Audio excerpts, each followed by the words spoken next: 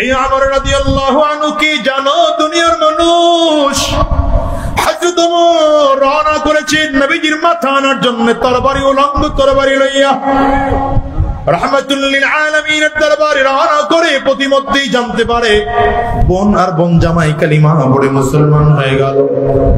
বাড়িতে রওনা করলেন, দরজার উপরে লাথি মেরে দরজা ভেঙে ঘরের মধ্যে ঢুকে তাকিয়ে দেখলেন বোন আর বোন জামাই কোরআন পড়ে।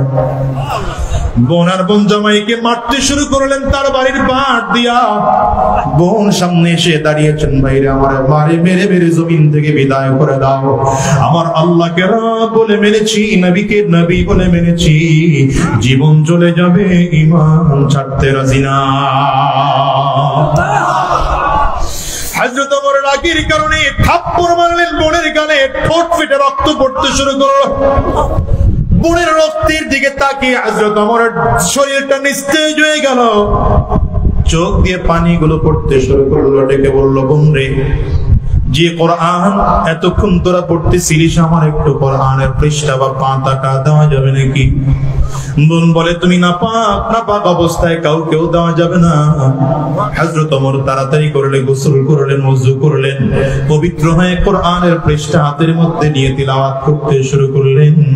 তিলাওয়াত ধীরে ধীরে বাড়ায়, চোখ দিয়ে পানিগুলো টপ টপ করে করে গাল বেয়ে বেয়ে পড়ে। পৃষ্ঠাটা বুকের সাথে লাগাইয়া বোনের হাতটা ধরে ডেকে বলে, বোন, এই কোরআনের তিলাওয়াত যেতে হয়,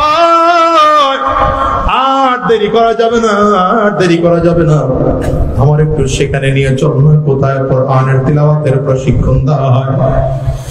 ধীরে ধীরে বোন আর বোন জামাইকে দুই পাশে নিয়ে নবীজির দরবারে রওনা করতে শুরু করেছেন। রাহমাতুল লিল আলামিন দূর থেকে তাকিয়ে দেখেন ওমর সামনের দিকে আগাইতেছে। নবীজি বসার থেকে দাঁড়িয়ে গিয়েছেন, ওমর একদম সামনে এসে দাঁড়ালো।